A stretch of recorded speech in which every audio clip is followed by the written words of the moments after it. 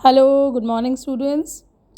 Hope you all are completing your work regularly. So, let's continue the same chapter of science, soil erosion and conservation.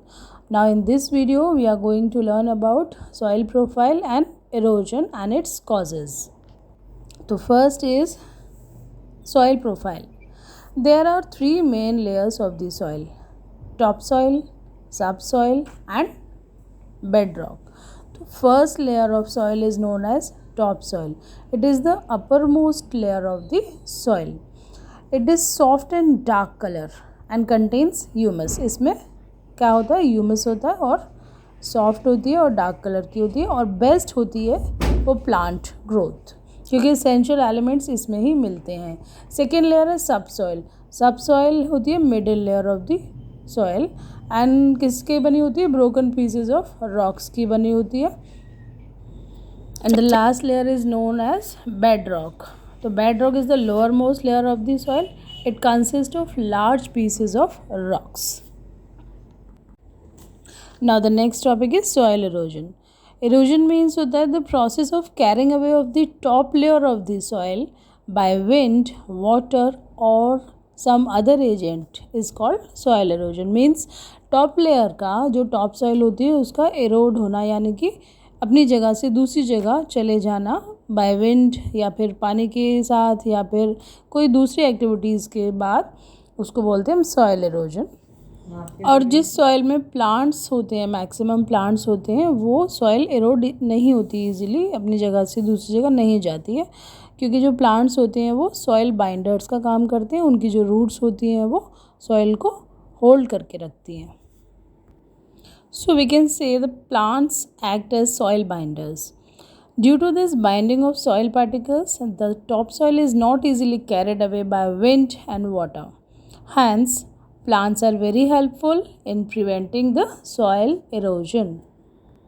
Now come to the causes of soil erosion. कैसे कैसे होती है?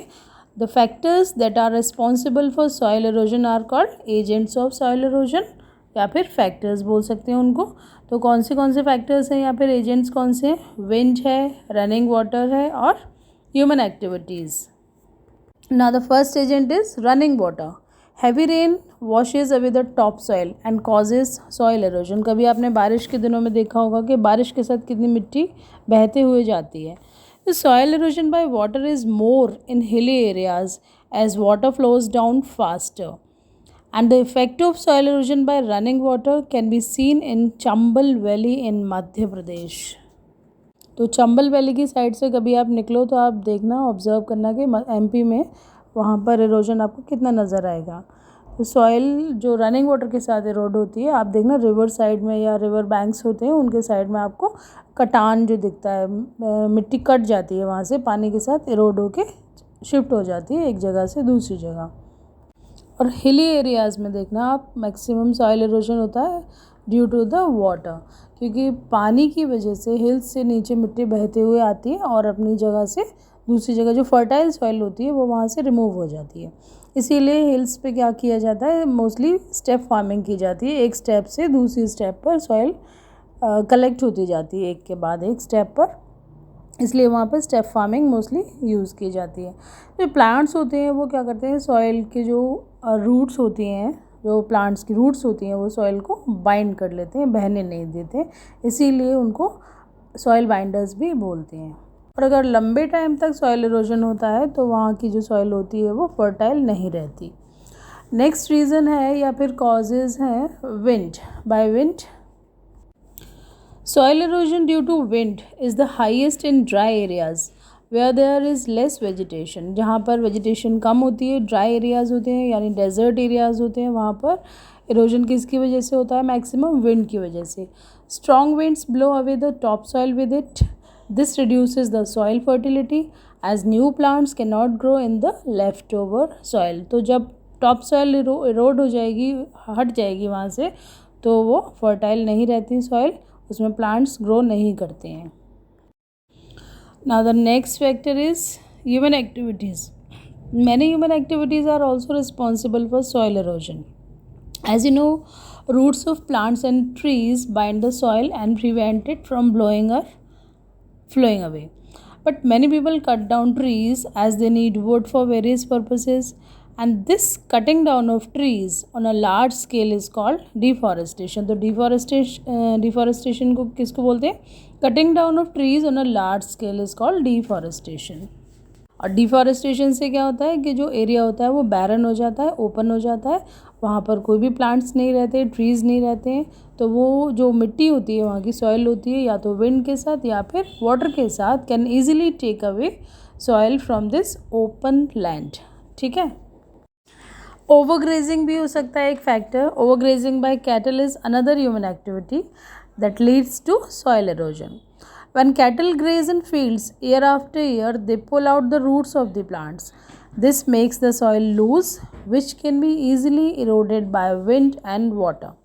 Thus, overgrazing of cattle and animals should be avoided. तो जो access में जहाँ पर overgrazing कर रहे होते हैं एनिमल्स, वहाँ पर भी क्या होता है, ईजिली सॉइल लूज़ हो जाती है, क्योंकि वहाँ की जो वेजिटेशन होती है वो धीरे धीरे ख़त्म हो जाती है और वो सॉइल इरोजन वहाँ से स्टार्ट हो जाता है. नेक्स्ट होता है excessive ploughing. Excessive ploughing means होता है एक ही जगह पर बार बार खेती करना. So excessive ploughing of farmland by humans also loosens the soil and leads to soil erosion. एक ही जगह पर जब बार बार खेती की जाती है तो वहाँ की सॉइल लूज हो जाती है, and loose soil can be easily carried by strong wind और running water. So children, in these pictures you can see the effects of deforestation. Deforestation means cutting down of trees on a large scale. Humans have cleared a large number of trees to get wood, timber, medicines or to build farmlands, cities and roads. Means जो humans होते हैं, जो हम लोग हैं, वो क्या करते हैं, पेड़ों को काट देते हैं, पूरे जंगल ख़त्म कर दिए हमने, और क्या बना लिया है, या तो अपने डेली यूज़ की चीज़ों के लिए हमने जंगल कट किए हैं, या फिर फार्मलैंड बनाने के लिए भी कई बार हम क्लीन कर देते हैं जंगलों को. उससे क्या होता है कि जब when trees and plants are cut down, the top soil becomes loose and easily carried away by the wind and running water.